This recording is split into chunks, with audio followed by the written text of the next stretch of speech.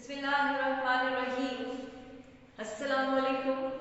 उम्मीद है बच्चे आप सब खैरियत से होंगे। आज का हमारा जो लेक्चर है इसका बाकायदा आगाज करते हैं। हम चैप्टर नंबर 16 पढ़ रहे हैं जिसका नाम है स्पोर्ट एंड मूवमेंट। तो आज का जो हमारे लेक्चर का टॉपिक है वो है डिफॉर्मिटीज ऑफ स्केलेटन, यानी हम स्केलेटन के बारे में पढ़ रहे थे। इसमें हमने ह्यूमन स्केलेटन के बारे में भी पढ़ा। तो आज का टॉपिक है deformities of skeleton. Human skeleton का बेसिकली काम बॉडी को सपोर्ट प्रोवाइड करना है, एक स्ट्रक्चर जो है उसका मेंटेन रखना है, लेकिन कभी कभार कुछ रीजंस की वजह से बोन्स जो है या स्केलेटन जो है वीक हो जाते हैं, जिसकी वजह से डिफॉर्मेशन जो है यानी स्केलेटन में बिगाड़ जो है वो देखा जाता है। तो आज हम कुछ डिफॉर्मिटीज के बारे में पढ़ेंगे। सबसे फर्स्ट डिफॉर्मिटी जो है उसका रीजन जेनेटिक कॉज भी हो सकता है।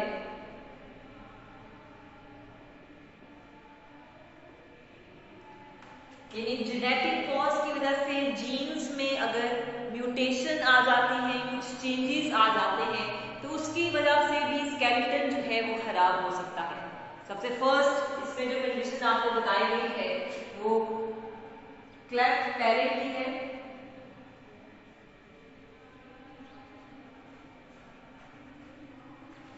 क्लेफ्ट पैलेट बेसिकली एक ऐसी कंडीशन है जिसमें पैलेटाइन बोन और मैक्सिला जो अपर जॉ की बोन है वो दोनों आपस में फ्यूज नहीं कर पाती, जिसकी वजह से ओरल और नेजल कैविटी के दरमियान एक ओपनिंग रह जाती है, और जब भी फूड जो है वो लिया जाता है वो फूड नेजल कैविटी में भी एंटर हो सकता है।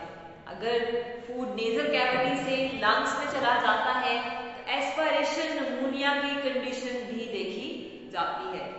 सेकेंड जो आपको इसमें एग्जाम्पल दी गई है माइक्रोसेफेली की दी गई है।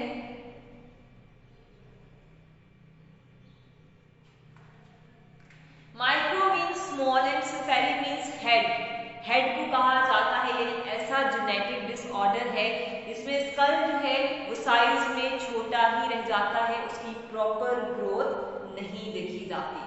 उसके अलावा आर्थराइटिस का यहाँ पर जिक्र किया गया है। आर्थराइटिस में hundreds of different types of diseases आ जाती हैं जो कि जॉइंट से रिलेटेड होती हैं। अब वो जॉइंट से रिलेटेड जॉइंट्स में स्वेलिंग भी हो सकती है या जॉइंट्स का स्ट्रक्चर खराब हो जाना भी हो सकती है। थर्ड जो बताया गया है आर्थराइटिस की ही एक एग्जांपल का जिक्र किया, इसे ऑस्टियो आर्थराइटिस कहा जाता है।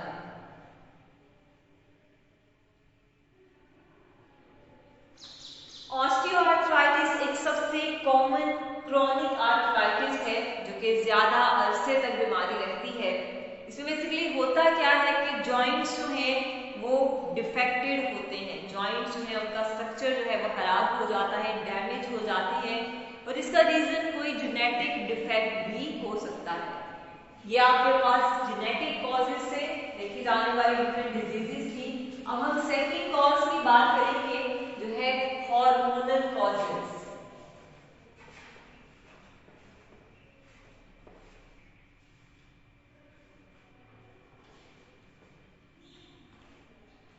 हार्मोनल कॉजेज की बात करें यानी ह्यूमंस में हार्मोन्स के कम या ज्यादा होने की वजह से भी कुछ स्केलेटन में डिफॉर्मिटीज देखी जाती हैं। सबसे फर्स्ट डिजीज है osteoporosis. Osteoporosis osteoporosis basically group of diseases हैं जिनमें बोन्स में पाए जाने वाले मिनरल्स जो हैं वो सारे के सारे ब्लड में रिलीज हो जाते हैं, जिसकी वजह से बोन्स का जो डिपॉजिट है उसके अंदर जो मिनरल स्टोर थे उसकी कमी हो जाती है। जो बोन्स में उसके मैस में कमी हो जाएगी तो उसकी केमिकल कंपोजिशन सेम ही रहती है। बोन्स जिन चीजों से मिलकर बन रही है वो सेम ही रहती है, लेकिन बोन्स के अंदर पाए जाने वाले डिफरेंट मिनरल्स जो हैं उनमें कमी देखी जाती है, जिसकी वजह से ऑस्टियोपोरोसिस की कंडीशन आ जाती है।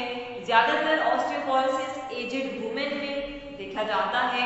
उसका रीजन क्या है कि बॉडी में एस्ट्रोजन हार्मोन का लेवल कम हो जाने की वजह से कंडीशन देखी जाती है कि बोन्स में से जो डिपॉजिट है, मिनरल्स है, वो सभी ब्लड में रिलीज हो जाते हैं।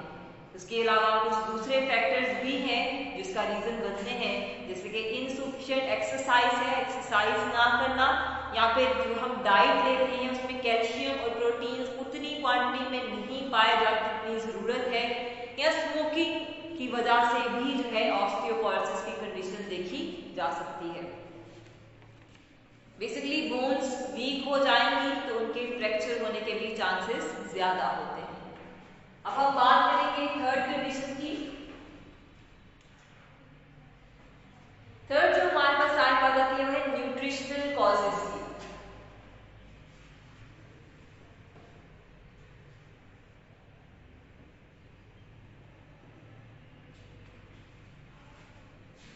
न्यूट्रिशनल कॉजेस की बात करें तो सबसे पहले हमारे पास ऑस्टियोमैलाशिया की एग्जांपल है।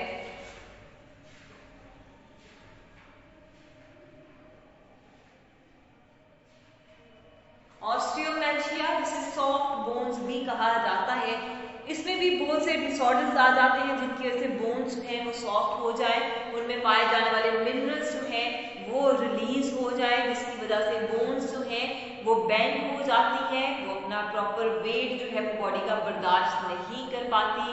ज्यादातर इस डिजीज में होता क्या है कि कैल्शियम सॉल्ट जो है वो बोन्स में डिपॉजिट नहीं होते, जिसकी वजह से बोन्स जो है सॉफ्ट हो जाती है या फिर वीक हो जाती है।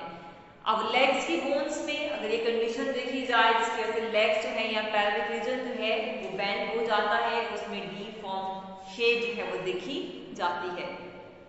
सेकेंड इसमें कंडीशन जो है वो रिकेट्स की आ जाती है।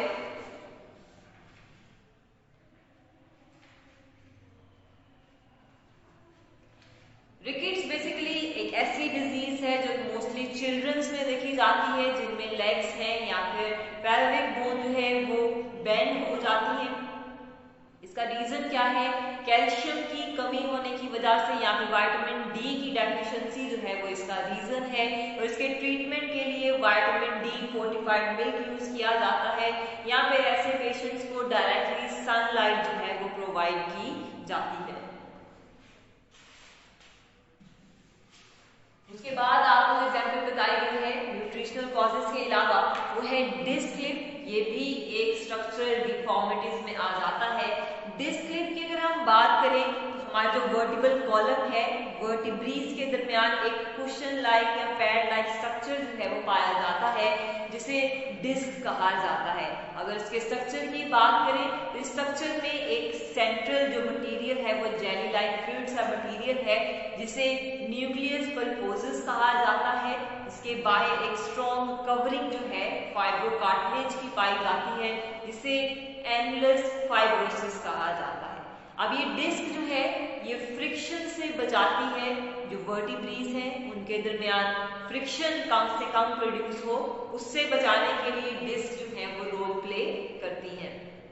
अब किसी भी कंडीशन की वजह से, जैसे कि इस डिस्क का काम जो है ड्यूरिंग वॉकिंग है, जंपिंग या फिर रनिंग जो है वो शॉक को अब्सॉर्ब करना है, लेकिन अगर किसी फिजिकल ट्रॉमा या एक्सीडेंट की वजह से ये डिस्क जो है डैमेज हो जाती है, खासतौर पे जो इसकी आउटर लेयर है जिसे एनुलस फाइब्रोसिस कहा जाता है, अगर तो ये डैमेज हो जाती है तो उसके सेंटर में पाए जाने वाला जेली फ्लूइड जो है न्यूक्लियस पल्पोसस उसमें से बाहर आ जाएगा, जिसकी वजह से इसे हर्निएशन ऑफ डिस्क भी इस कंडीशन को कहा जाता है, या डिस्क स्लिप भी कहा जाता है।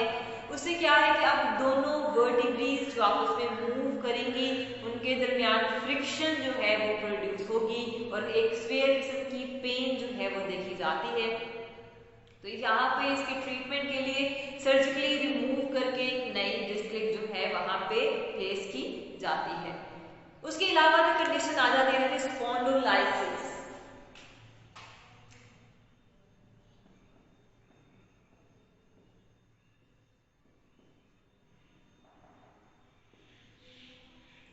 स्पॉन्डोलाइसिस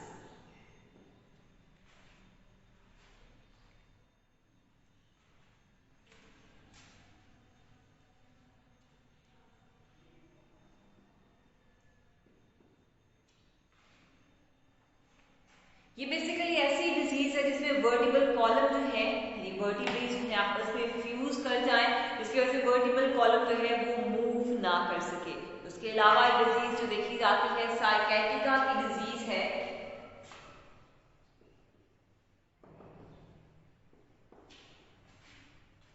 साइटिका की अगर हम बात करें, इसकी कैरेक्टराइजेशन क्या है, किस तरह से पहचानी जाती है, तो बेसिकली स्वेयर किस्म की पेन जो है इसमें देखी जाती है। इसका रीजन क्या है?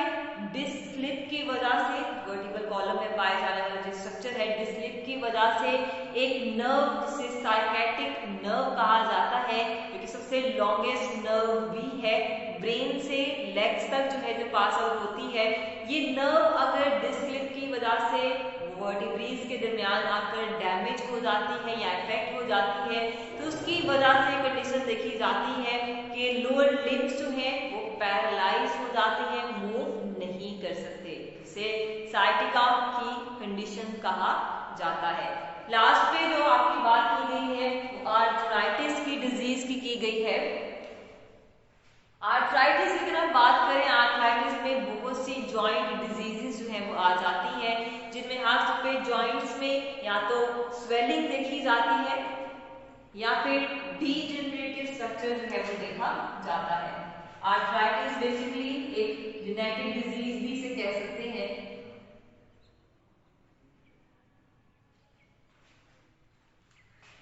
जॉइंट्स में स्वेलिंग हो जाना, ये जॉइंट्स का स्ट्रक्चर जो है वो खराब हो जाना। अगर इसकी हम बात करें, उसके आर्थराइटिस में स्वेयर किस्म की पेन देखी जाती है, जॉइंट्स जो है वो स्टिफ हो जाते हैं, हार्ड हो जाते हैं, या जॉइंट्स में स्वेलिंग देखी जाती है। अगर आर्थराइटिस ज्यादा स्वेयर कंडीशन में चली जाए तो उसका रीजन मोस्टली बैक्टीरियल इन्फेक्शन हो सकता है, जिसे एंटीबायोटिक्स के थ्रू जो है वो ट्रीट किया जाता है। इसमें होता क्या है कि जॉइंट्स की जो लाइनिंग है, जो उसकी मेम्ब्रेन है वो थिक हो जाती है और उसमें पाए जाने वाला फ्लूइड जो है वो कम हो जाता है।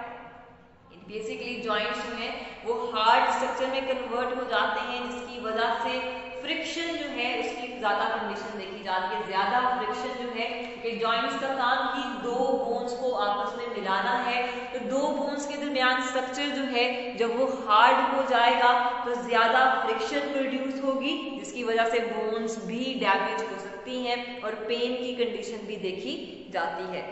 अगर हम बात करें क्रोनिक आर्थराइटिस की, यानी ऐसी आर्थराइटिक कंडीशन जो कि लॉन्ग टर्म तक देखी जाती है, लॉन्ग टर्म आर्थराइटिस भी जिसे कहा जाता है, तो उसकी डिफरेंट एग्जाम्पल जो है वो आ जाती हैं।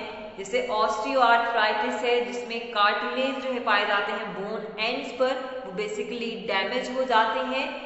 रूमेटॉइड आर्थराइटिस है, जो कि आर्म्स और फिंगर्स के जॉइंट्स जो हैं उनमें स्वेलिंग की कंडीशन देखी जाती है। और लास्ट में गाउटी आर्थराइटिस है, जो कि ज्यादातर यूरिक एसिड की वजह से जॉइंट्स जो है वो स्वेल कर जाते हैं, जिसे गाउटी आर्थराइटिस कहा जाता है। तो ये कुछ डिफॉर्मिटीज ऑफ स्केलेटन जो है जो आपके इस चैप्टर में बताई गई हैं, जिसमें सबसे पहले आप लोगों ने जेनेटिक कॉज के बारे में पढ़ा कि जेनेटिक कॉज की वजह से कौन कौन से इफेक्ट जो है वो स्केलेटन पर देखे जाते हैं।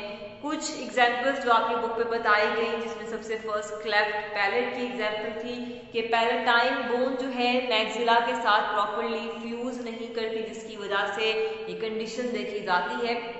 माइक्रोसेफेली के बारे में आपने पढ़ा कि माइक्रोसेफेली भी जेनेटिक डिसऑर्डर जो है देखा जाता है, जिसमें स्कल जो है प्रॉपरली डेवलप नहीं करता। आर्थराइटिस की कंडीशन पड़ी, जिसमें hundreds of different types of genetic defects आ जाते हैं जो कि जॉइंट्स पर बेसिकली इफेक्ट करते हैं, जिसमें एक एग्जांपल ऑस्टियोआर्थराइटिस की थी, जिसमें जॉइंट्स जो है वो डिफेक्टेड देखे जाते हैं और ये लॉन्ग टर्म एक डिजीज है।